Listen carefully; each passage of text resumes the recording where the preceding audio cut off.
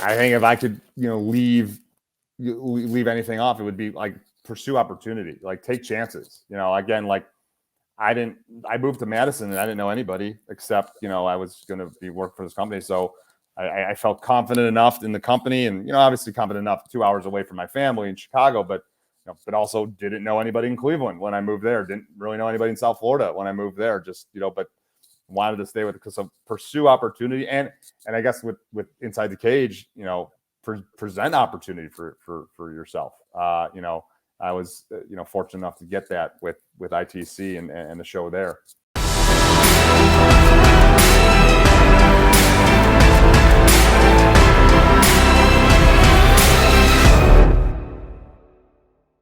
Hey everybody, welcome back to the show. I have another amazing guest, really just super interesting guy today. A little different type of guest than we usually have on.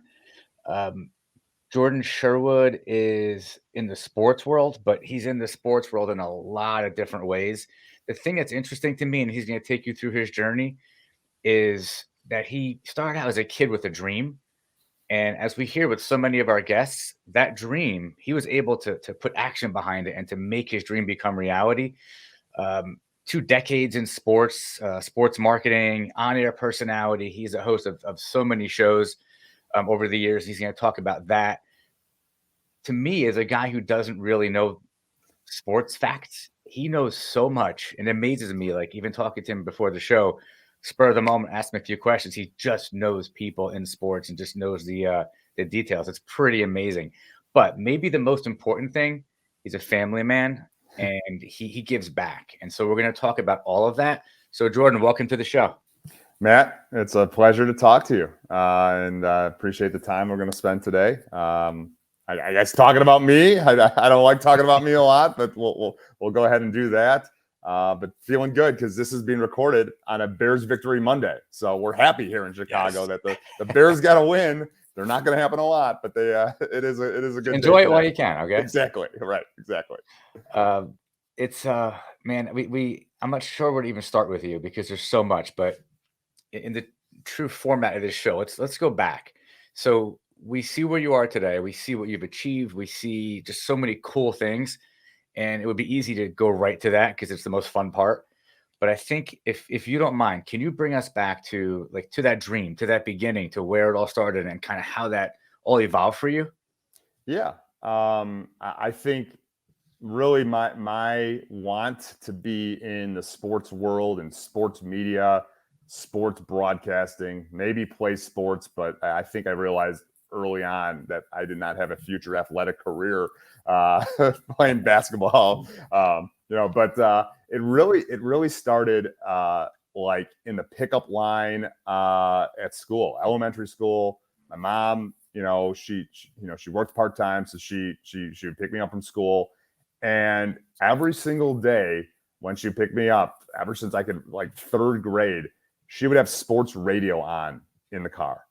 Guys, my mom and guys listening, talking about the Bears and the Bulls and the White Sox, the Cubs. I grew up in Chicago. So like hearing that on the radio and having my mom, kind of expose me to that very early on got me like really interested in sports and really interested in like that being a part of my life. And, I think I was like any young kid back in that day where, I played t-ball. I got signed up for basketball. I tried a bunch of different sports, but the fact that like it was the sports radio aspect, and then really, as far as I can remember, like when I was like 6 or 7, like every Sunday we were watching Bears football. Like we got together as a family. We ordered Mex and Benny's, which is a famous deli in the North Shore here up in Chicago.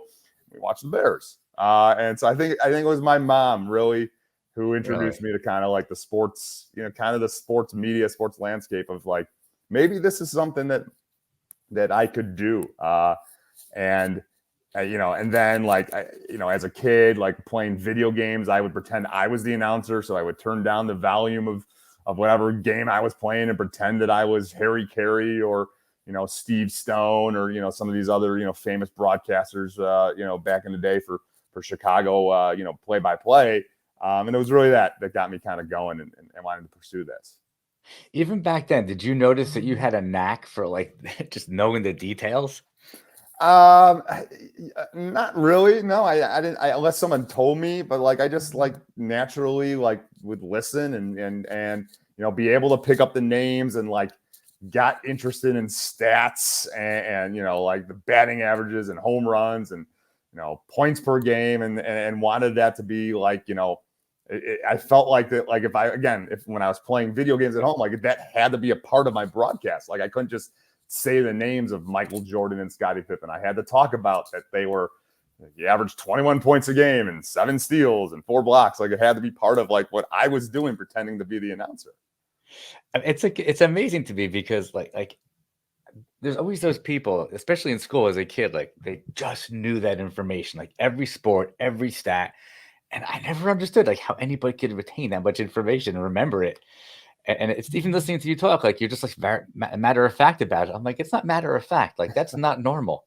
Well, it just came natural for me. I think everybody has their things growing up or what they went into. I guess I was just fortunate enough to know at 7 what I wanted to do with my life and really went after it and like tried to continue to grow it. I mean, I was like, I'm sure, Matt, even though you admit that you're not a big sports fan, hopefully you've been in like an NCAA tournament, like you filled out a bracket at one Oh, I've point done in all of March. it. Yeah. Okay, Yeah. okay. So fine. So I was the guy in junior high that ran the NCAA tournament for the 6th graders. Right, That, right. just like that had to be like Jordan was that guy. He had to be that guy that did that. So Right. it was those little things that I did as a kid. I think that again got me interested in doing it more and more as I continue to get older. So as you were, and you said you played sports, you played Not basketball. well. I played sports. I was You on did the it. team.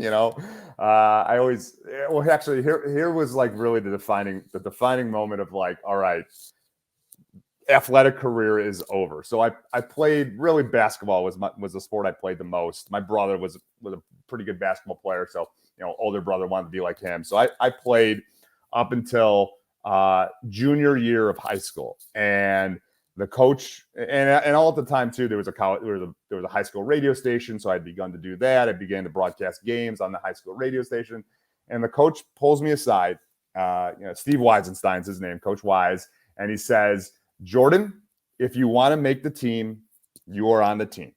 You will make the team, but I promise you this, you will never play, ever. You will never play. Unless the game is 50 points in one direction or the other, you are not playing. So I think you should probably look a little bit more into this broadcasting Right. journalism that you have been doing. And I appreciated the honesty from Coach. I loved being a part of the team, but I think it was at that point, all right, let's hang up the laces. Let's go behind the mic and really pursue this thing in sports broadcasting, sports journalism. You just aged yourself. Try telling a kid that now. You will never play. Imagine the uproar. Well, yeah, but actually, Because everybody gets a trophy. Everybody gets a trophy, but that's like happening now. Like 8 and 9-year-olds are, and it's awful. Like my kids aren't at that age yet; they're 7 and 5, but like 8 and 9-year-olds are asked to make travel baseball, and like only 15 kids make the team, and like you're basically I got friends that kids this age, like they're saying to these kids, it's unfortunate, like your baseball career is over if you don't make the travel team. That's it, you're done at 9. So it's awful that it's kind of transitioned to that, but now I guess that's really discouraging. Like I played Little League baseball. I don't know, from the time I was like 5 until 11 or 12, whatever that whenever it kind of ends. And it was always a lot of fun. Like it was just fun. And it was like camaraderie, and we would look forward to it like summer camp almost, like every summer to see the same kids. And we were never told anything like that. We were just having fun. Yeah, exactly. I mean, that's what it should be. It should. It's unfortunate that kids now are not going to be able to experience that level, as you said, of camaraderie, of teamwork. Yeah. Like when I and actually we have core values at my company, Goodcumber Brands, and number 6 is teamwork. Like, and when I introduce somebody, this is my teammate. This is who I go to war with, just like a sports team would. Every single day. So yeah, it really stinks that we're putting so much pressure on young kids to to be successful at sports at such an early age when they're going to miss out so many years of it. It's true. All right. So we know you had a passion. We know you're clearly like born. I mean, you know this stuff like you're like superhuman with the sports understanding. So now take me through. You went through junior high school, you're going to college, and like you're following the path because you knew what you wanted to do. Maybe you didn't know exactly how it was going to play out, but you knew which way you were going. Yeah, it was. So I went to did broadcast journalism in high school, and then went to the University of Illinois in Urbana-Champaign and pursued a broadcast journalism degree. Worked at the college radio station. It actually was an alternative rock radio station, run by students, commercial station. Right. So I actually got paid. No academic credit, but I got paid. And they did have a sports department. So I got to really unique experience. I got to cover Illinois football and basketball. I got to host my own show on Sunday mornings, which was it's sometimes difficult to wake up to being a college student. And you had to wonder who was listening to you at 8 a.m. on a Sunday morning on a college campus. But great experience for me. I was fortunate enough, too, to get the Chicago Bears actually played one season in Champaign when they were renovating Soldier Field. So my senior year, I got to cover the Bears in Champaign, which was pretty cool. And that was it. That's when I had decided that, like, you know, this is what I wanted. I wanted a career in sports radio is what I really thought that I was going to be doing with my life. Sports radio. So we're talking about sports, hopefully in Chicago. But you know, I learned real quick. You have to be pretty talented to get a job in radio in Chicago. I thought like it was just be handed to me on a silver platter. It was not. So what I did, Matt, was, you know, I sent my resume tape, you know, my CD, my tape, my, you know, air checks all over the country, you know, anywhere I could maybe get my foot in the door. I laugh about it now. Thankfully, I'm able to laugh about it now. But the one I always remember was I went on a job interview. It was in person. They liked my resume tape, so I went to see it. It was in Valley City, North Dakota. So I flew into Fargo. First off, as remote as Fargo is, as we know. And then you drive an hour west to Valley City, North Dakota, small little town in the middle of North Dakota.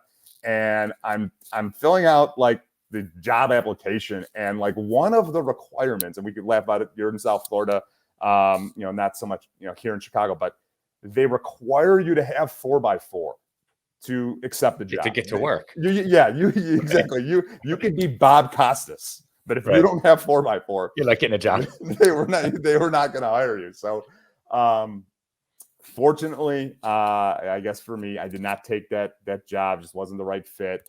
And then, fortunately, my resume ended up on the desk of a gentleman by the name of Sam Pines.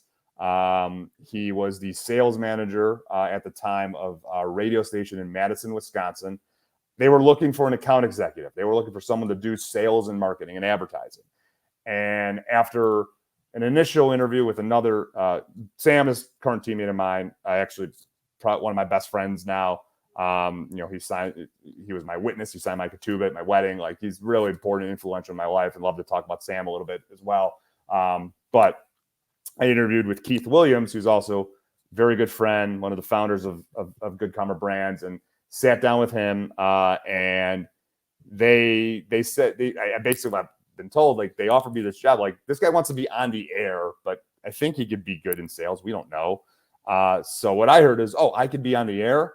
So they offered me an on-air role covering the Green Bay Packers as a Chicago Bears fan, but doing sales and marketing, like basically every day, but maybe doing a little bit of this Packer radio stuff. And all I heard was Packer radio. Like, sales and marketing, what does that mean? I'm going to be on the radio talking about this.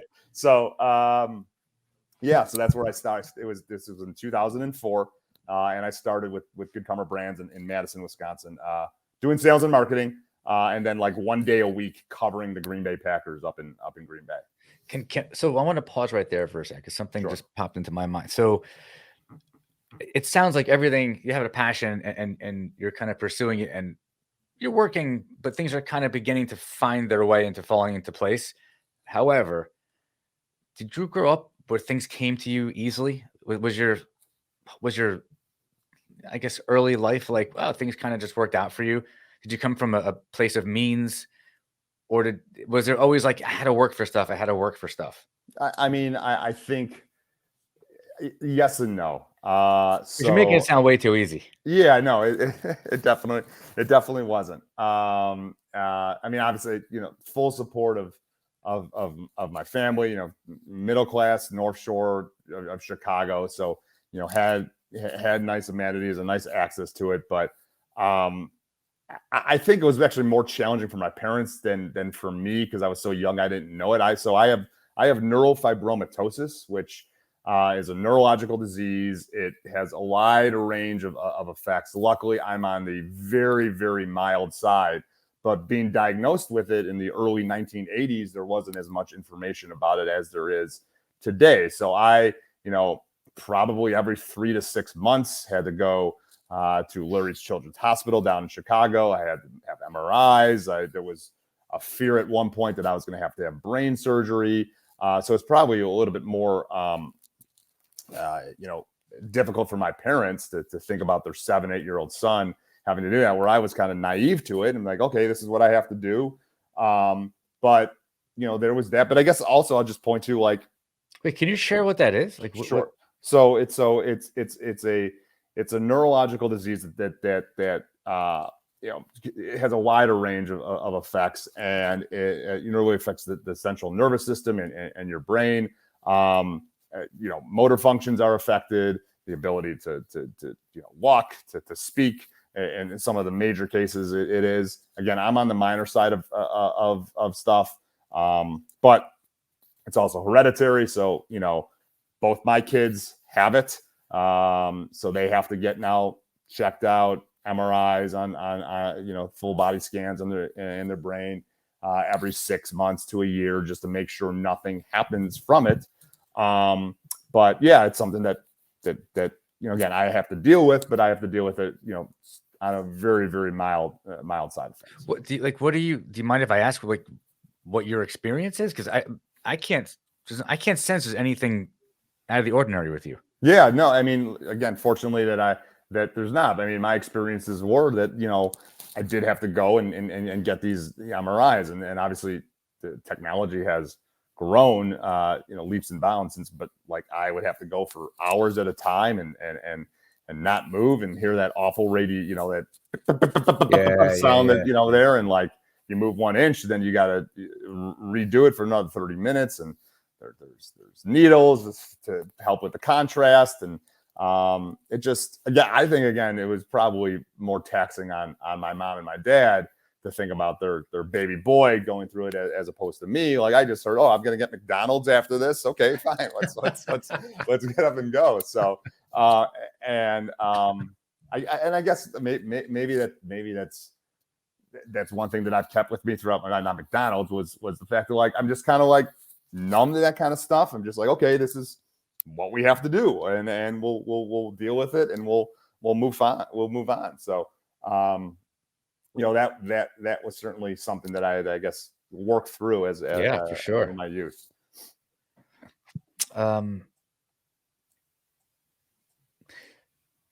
So you really had the support that you needed to pursue the dream, which, what, it's a lot of times on this show, we don't hear that story. It's more the traditional, really struggling. And it's nice to hear the opposite, because there are people who really have what they need to be able to reach their full potential, without having to have like these tremendous struggles that actually oftentimes cut years off of your progress, because you're spending so much time figuring it out. But you brought up an important topic along the way. You had a mentor. Yes, yeah, I certainly did. So Sam Pines, he's one of the founders of our company, Goodcumber Brands. We've been around since 1997. We're a sports marketing and media company. We own and operate a bunch of ESPN radio stations throughout the country, here in Chicago, New York, LA, and a couple other markets as well. And Sam, at the time when I was first hired, was, he was the sales manager. He was running the sales team in Madison, Wisconsin. So he took me under his wing on what it's going to take to be successful as a marketing consultant. And he was preaching, really, it just goes back to kind of our core values. It's hard work, it's being honest, it's over delivering, and really just experiencing kind of like the grind of sales. Like, it is not easy. You have to deal with rejection like all the time, and failure all the time. But was that new to you? I mean, was that something we even talked about like that? yes and no. Like, I rejected my girls a lot back in the day, in junior high and high school, and like, didn't make one of the basketball teams that I thought I was a shoo-in for. But like, again, I think, maybe just being, like I told you, about being naive about as a young kid, about neurofibromatosis. Maybe I was naive to the fact of like, okay, like, this person hung up the phone on me. This person said no. Like, okay, that's normal. I just gotta, go on to the next one. And I just had that mentality, like, that this is what I wanted to do with my life. This is what I wanted to be a part of, because I was involved in sports, and at the time, early on in my career, still on the radio, still talking about sports. So that was exciting for me. And I think a lot of that pushed me, because the more and more I did with sales, the more and more success I got, the more and more opportunity I got on air. So it was almost as if it was not, I didn't really care about the monetary gain of like opening up a partnership with, a local car dealership, or it was like, oh, I got to go cover this Green Bay Packers game, or I got to be like the host of the pregame show because I opened up this partnership. So, and it's interesting because the more you don't think about money in sales, the more you can sell, because people can energetically feel almost a desperation when it's about money, when you're trying to sell. But when it's really like, you weren't even doing it for that. You were doing it because you had the other reward system. Yeah, so it sounds like you were pretty good at the sales, because you weren't really in it for the sales. Yeah, well, I don't know. Maybe smart at them too, for realizing, as a still a young company, a progressive company, that like, we don't really got to pay this guy a lot of money. We just got to let him be on the air for an hour, and like, have fun with that. So, what does it feel like when you're on the air for you? And I mean, I'm looking at your face light up when you talk about the air, not about the money. Right. I could see it in your face. So what is it that happens when that happens? Go back to college, when you started to be on the air, and you were still learning, right? Like, you went to college, but they don't teach you in college like how to actually do the work. So you're on the air, you're figuring it out, and you got hooked on it though. Yeah, I got like. What does that feel like? Yeah, it's well, I mean, it's great, because you get to voice your opinion on whatever sport that or news item that you're talking about. Luckily for me, in college, I was reacting and talking about the teams and people that I was passionate about. I'm doing it now with mixed martial arts. It's kind of been my focus now from an on-air standpoint. But I was also there was really wasn't any difference outside of the strength of the station, the number of people that were listening to me, than the people that I was listening to when my mom would pick me up from school. Like, I was those guys. I was those Mark Silvermans. I was those Tom Waddles. I was those Dan Bernsteins, the guys that I grew up listening to in the radio, that I was doing the same thing. Just as like all these kids emulate, LeBron James on the basketball court, in some way, shape, or form. That's what I was doing. And that's what excited me. And then I think, as you grow as an on-air personality, then you create your own personality. You create kind of like what's going to define you. What are people going to be tuning into to listen to you about? What are local brands, national brands going to put their brand attached to you from a messaging standpoint to reach an audience? So it was that really kind of like drove me to like try and find some more and more opportunities, I guess, from an on-air standpoint. When I think many people can relate to having a dream, and it could be something as simple as, you can grow up with nothing and then have this image of a nice car or staying at a Ritz Carlton or whatever it is you have in your mind that's so far out of reach. But there's something inside of you that tells you that I don't know how it's going to happen, but one day it's going to be. Then all of a sudden for you, you're doing it. You're on the radio and it's actually happening. And the people whose names you just said to me were people that you looked up to. And all of a sudden, as you just said, you're doing it. Do you remember like that when that hit you though? I think That's a message that's powerful. Yeah, I think what really hit me was, so I was in Madison, Wisconsin with our team for about 3 years. Then GKB asked me to move to Cleveland because we were operating the ESPN station in Cleveland. We had just taken over that. They wanted, I guess, look, I've always been described as kind of like a culture guy. Like I'm preaching the culture. I'm a GKB, Goodcumber Brands lifer. Like I've been with the company now 18 years. I believe in where we're going. I believe in where we've been. So they asked me to join the team in Cleveland and kind of help out maybe some of the newer people to GKB.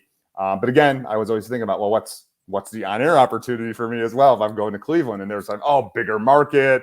We've got the Buckeyes. We've got the Browns. And but so long story short, at the time in Cleveland, there were these renowned embedded personalities. Tony Rizzo, Michael Regai, Kenny Rhoda, like lifelong Clevelanders that were been on the air for 20 years. And as talented as I may or may not have been, there wasn't any way I was going to like supplant them. Like people in Cleveland love their Clevelanders. They love people from there that know about the struggles of their teams. So there wasn't anything that I was going to do from a talent standpoint that was going to get me to leapfrog them from an on-air. So what I had to do was I had to create something that was going to be my own. At the time, this was in 2007, 2008, there was this thing called MMA, the UFC, that was kind of like becoming a little bit popular. Like Brock Lesnar was doing it. People knew who George St. Pierre was. So what I said was like, and basically what I did was I created like a proposal. Like I created like a marketing campaign, but for myself and a show. And I said, I would like to do a show dedicated to this, to MMA. Here's why. Here's what we could do with it. What do you think? And they gave me 1 hour Saturday mornings on our sister station. So we have 2 stations there. So the sister station, the less strong video or less strong audio station. But I got an hour, and it could have been called the Jordan Sherwood Hour. It wasn't. It was Inside the Cage. But it was a show that I hosted, I produced, I wrote the content for, I decided who the guests were. And that was like, all right, this was like really my like kind of like leaping off moment for like to establish myself in some way as a personality. At a great time with something that was really just kicking off. I mean, it's huge now. It's crazy. It's huge. Yeah, exactly. So, back then it was still new to people. People were just kind of, getting into it, but, it allowed me like, unbridled access to people. I mean, we had UFC president Dana White on the show, early on. We had a guy, he's from Cleveland, Stipe Miocic, who might be considered the greatest heavyweight champion, greatest heavyweight of all time. We had him on as an amateur fighter, like before he even made his pro debut. He was on the show. So it allowed more and more opportunity. And then as the sport grew, like I became kind of like the expert. So when Tony Rizzo, who's our, renowned morning show host, and there was a big fight that he wanted to talk about, oh, let's have Jordan on for 3 or 4 minutes to talk about the fight. And that was just like, wow, like I'm the guest on the local show. And that was pretty cool to be a part of that and see that show and my personality grow in that regard. So it's interesting, like how you're working at the firm you're working at, and you're doing sales, marketing, growing with the firm, helping to grow the firm as part of a team. But at the same time, you have this outlet, like where you're doing all this other media, which is really like satisfying, like the true passion you have.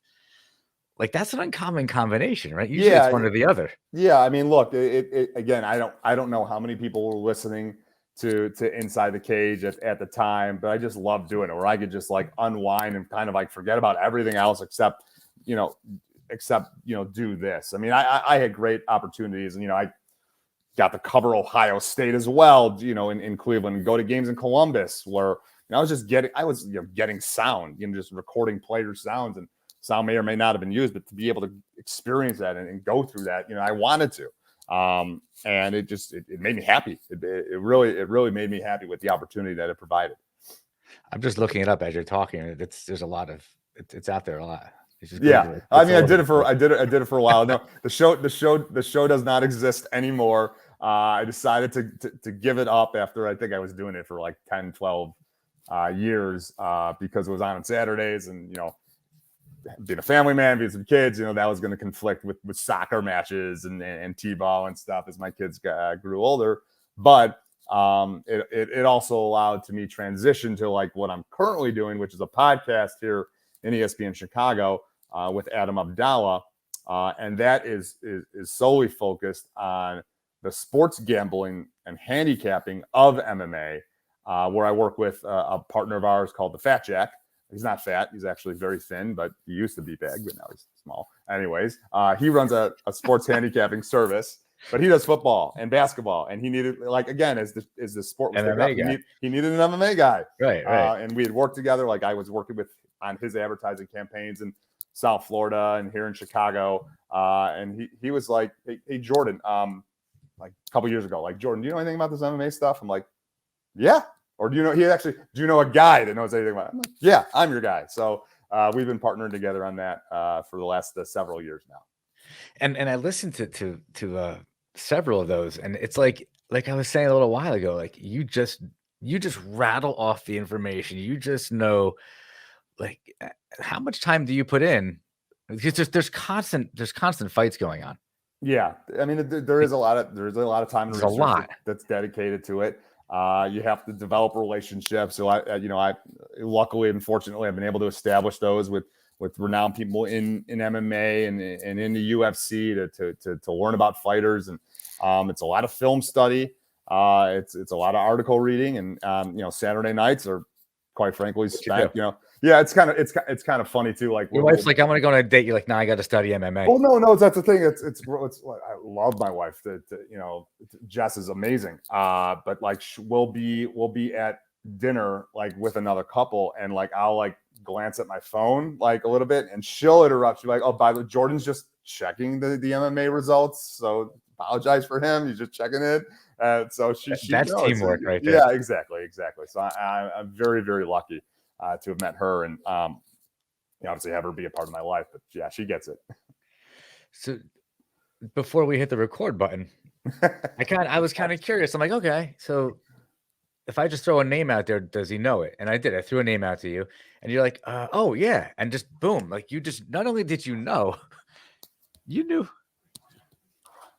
Yeah. I mean, look, I think you have to. Luckily, you threw out Charles Russell's name, and South Florida guy, knew about him. But like, yeah, I mean, there's a lot of fighter study. There's a lot of film study that goes into this, and it's just I don't know. There's something in my brain that I'm able to, like. I think everybody can do that. Like, dude, you knew his deal. You didn't just know the numbers. You knew his like personality. You knew like stuff. Like, I know him. And so you knew him like you know him. But if you know that about everybody that you're talking about, that's like that whole, that's, I wonder what else how big can that get? I get asked to do it. I get asked to do that. So that's what I, hopefully I'm providing, people that are investing in the show or investing in that sports service. But I think it's like anything else. So like the MMA I have the knowledge of. For some reason, 1980s WWF wrestling is still in there that I could like cite stuff, movies, but like if you ask me about like music, like that's going to take some research or something. I think we're all like that. It's just my go-to was MMA and as I mentioned, like pro wrestling and stuff like that. So you had the dream. The dream is would you say the dream is reality for you? Oh yeah, I love what I do. I'm so fortunate to have hooked up with a company like Goodcumber Brands that has allowed me and presented me with opportunity after opportunity to grow my career, to grow my life. I mean, quite frankly, they are my second family. I met my wife because we were working with her organization that she was working with at the time in South Florida. And quite frankly, we were at a networking event Men's Night Out was the networking event. Desmond Howard was the keynote speaker. So he's become my favorite football player of all time because he spoke at this event. But I was with our company president, Steve Politziner, at the time. And my wife, Jess, was literally like on the opposite end of the room. And Steve was like, see that girl over there? Like, that's the type of girl you should be dating, Jordan. Go talk to her. I'm like, okay. Like, here I go. And like, literally met my wife, Jess, at that event. And as I mentioned, like, Sam Pines is one of my best friends, even though he's in LA, running our market there. Talk to him quite frankly, and that's what I love. And again, yeah, I'm in sports. I'm now fortunately be back in Chicago.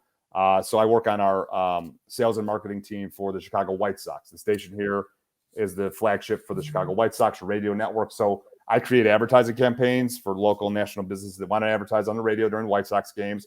The White Sox were my team growing up. It was my grandfather's team. Grandfather to dad to me. So yeah, I love what I do, and I'm really fortunate. Your story is so cool because this isn't a show about any particular niche or sports or any particular business. This conversation, the show is about inspiring people and motivating people to reach their potential. So your story, as you've taken us through it, you had the dream. You're living the dream that you had as a child, as a kid, and probably maybe even bigger than, like, experiencing is probably bigger and different than you even dreamed about. So that's the message. Like, the message is, and I was writing things down as you were talking, and here's what I've heard you say, and you didn't use this word, but you're a resilient guy. And as you told more about yourself personally, I'm like, oh wow, okay, he's resilient, and now your children have the same issue that you were talking about. So not only are you resilient, but they're going to learn to be resilient. And for you, as you were getting into sales, something that was new to you, right? You had to learn it. Yes, you had an incentive, but that resilience to get the no's, because we hear more no's than yeses in sales, right? Yeah, 100%. But that's a powerful thing, and that is motivating. And to anybody that watches this, whether it's now or 10 years from now, like you have so many motivational and inspirational messages because you didn't necessarily need to reach that potential, but you did because other things you pointed out. You are persistent because your story explains a story of persistence. And the words you talked about with your own culture there, honesty and integrity and hard work, that is the same common thread that I hear in every single episode we do, no matter what the person I'm speaking to does. Anybody who's reached some sort of success and achieved their dream, those are always in there. And many other words too, but those words are always in there. No, thank you for saying that. I mean, I think if I could, leave anything off, it would be like pursue opportunity, like take chances. Again, like I moved to Madison and I didn't know anybody except, I was going to be working for this company. So I felt confident enough in the company and, obviously confident enough 2 hours away from my family in Chicago, but also didn't know anybody in Cleveland when I moved there. Didn't really know anybody in South Florida when I moved there, just, but wanted to stay with it. So pursue opportunity. And I guess with Inside the Cage, present opportunity for yourself. I was, fortunate enough to get that with ITC and the show there. I'm in Cleveland. In a way, that's really cool. Pursue and present opportunity. I have never heard anybody say it that way. Yeah, I think it just was what was available at the time. If I wanted to figure out a way to make my niche, especially in Cleveland. But again, like I think today in my marketing consultant role, it's listening, it's understanding the WITHM for our advertising partners, what's in it for them, understanding what their objectives are, and creating opportunity for them. Based on the solutions that we have, and developing those relationships, because at the end of the day, that's really what matters. That's what it's about. It's about the relationship. So you just added the piece to it, pursuing, and like we were recording this, I don't remember what I just said. No, what you left out, what I was going to say, and I'm glad you said it, was what you really were doing was creating opportunity. And that comes up in a lot of conversations too, because not everybody can see the opportunities, and maybe they're not even in front of you. But when you take the risk and you put yourself in different situations, which could be sometimes a lot of people out of fear don't go that little extra. Maybe they don't make the move, or they don't try something new, or because they're afraid of what could happen. So they're just going to stay safe. You didn't stay safe when you could have. You took chances, and maybe they weren't like super high risks, but it doesn't matter. Taking a chance, taking a step, taking action is a risk, right? Mm-hmm. So you did create the opportunities. And it's funny because if you follow the breadcrumb trail, each of those big breaks that you had, that you really created it by putting yourself in a situation to even make the opportunity exist. Yeah, That's powerful right there. And learning from your failures, and not dwelling on them. Just taking them as a chance of it. When we have like a big event, at GKB or ESPN Chicago, we always have feedback. We always, want to, talk about it. And I always look at it as positives and areas of improvement. Like, it's not negatives. It's not, it's okay. We did this. What can we do better? And we're going to make it better next year. So I think it's important to have that positive mentality about things, and having a learner's mindset. Just being able to learn from mistakes and how you can better yourself. Got to learn. That's what it's all about. So if you can go back and do it again, what would you do differently? What would I do? I think that learning from mistakes. Yeah, learning. I think certainly learning from mistakes. I mean, like, I'm so like black and white, like on specific details, that like I'll think about like a certain situation that's really specific for sales that. I don't know if it helps our conversation, but like learning from that. But I think I could have, if I wanted this broadcast journalism to, this career, this, flourishing to occur, maybe I could have spent a little bit more time doing X, Y, and Z. But like at the time, it just didn't make sense for me to do it. And again, like I love where I've ended up.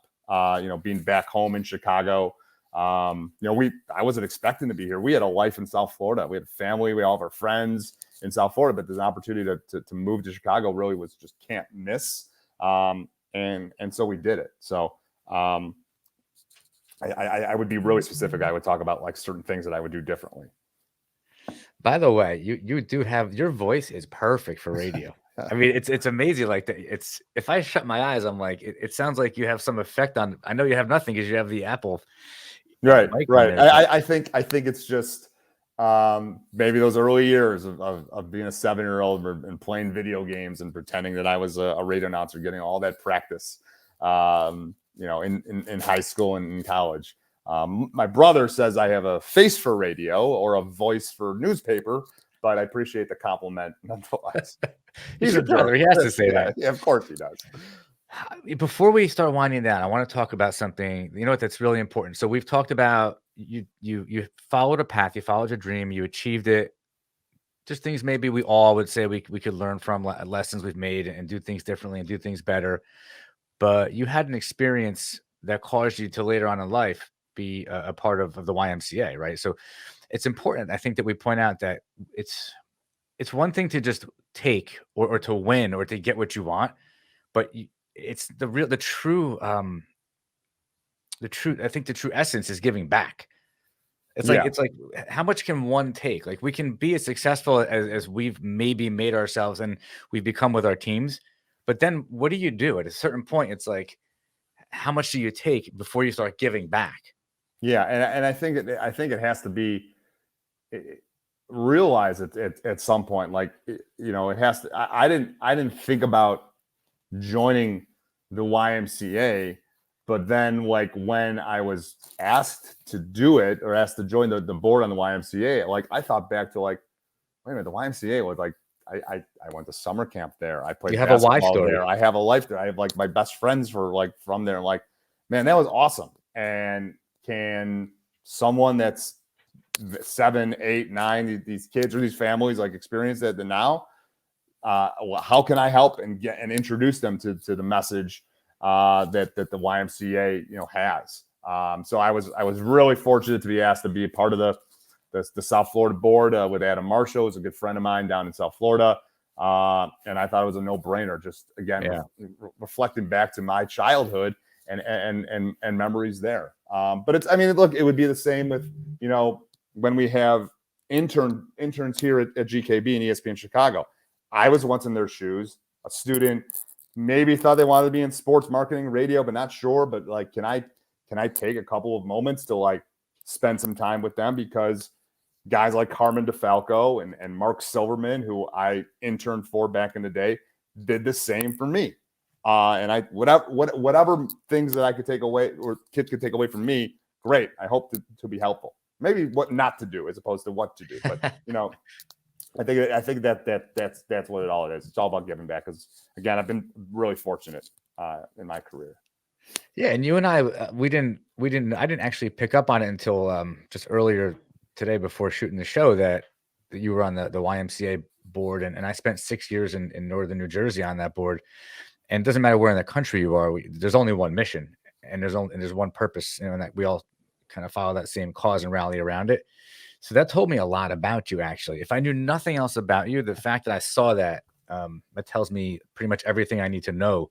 And in fact, the YMCA wouldn't let you on that board if there wasn't a why story that made sense and that was in alignment with the beliefs. So that's pretty powerful stuff, like to give your time with the expectation of nothing in return other than to coach, mentor.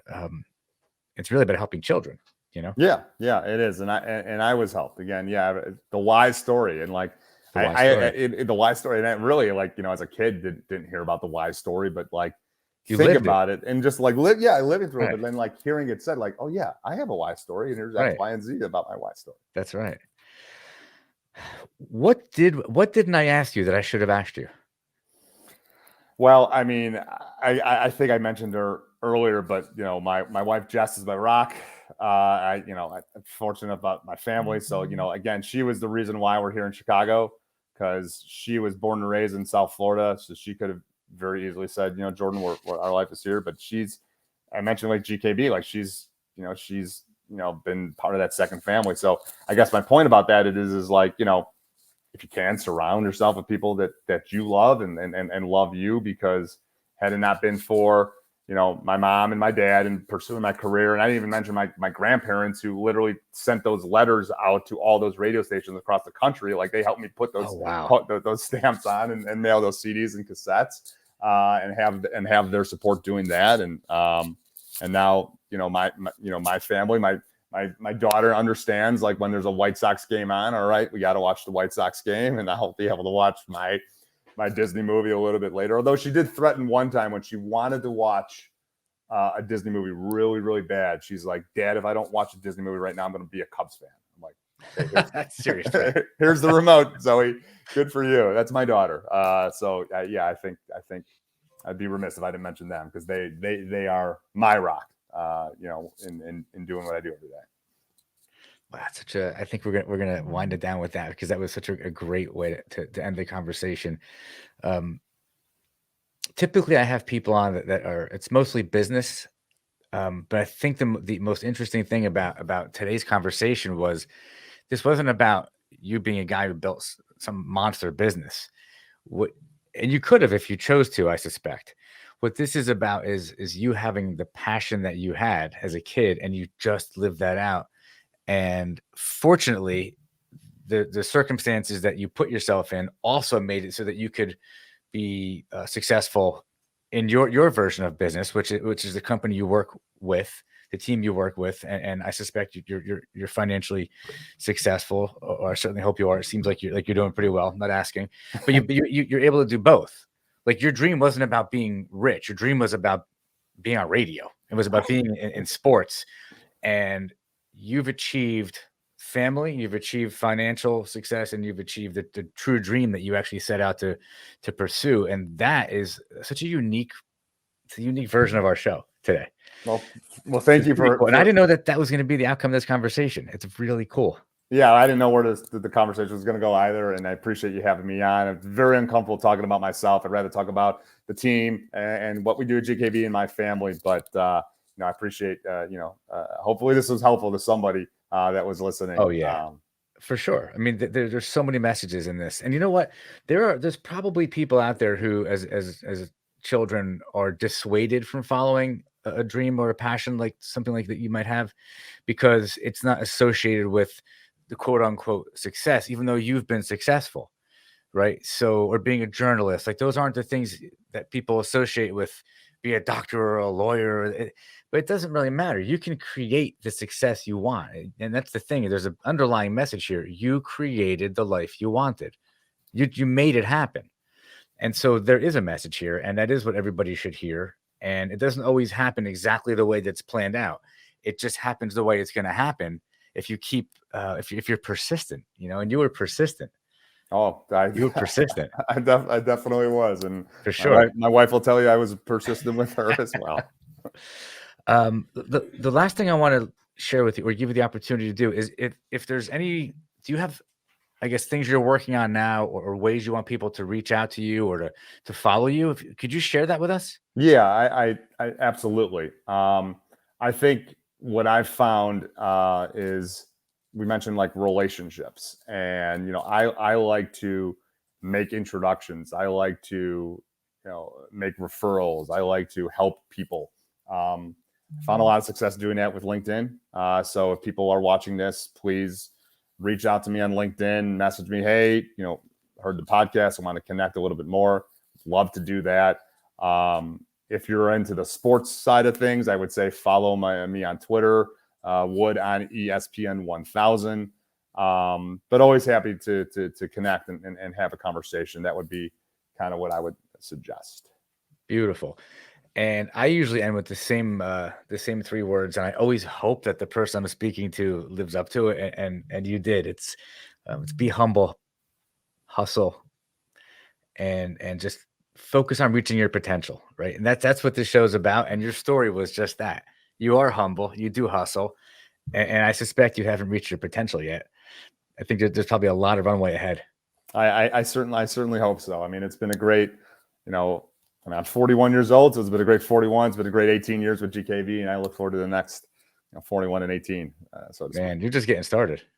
You're just getting started. By Just the getting way, started. I'll tell you something. I'm going to be 50 years old in a few months, and it was just the past 5 years that things really started to hit. And it's interesting to look back in 5-year periods where I've been each 5 years, and every 5 years it's like exponentially farther down the road, no matter what I think about or worry about or what's happening in the economy. As long as you keep pushing and you keep going, it actually every 5 years, man, it's like, wow, things change so much. Yeah.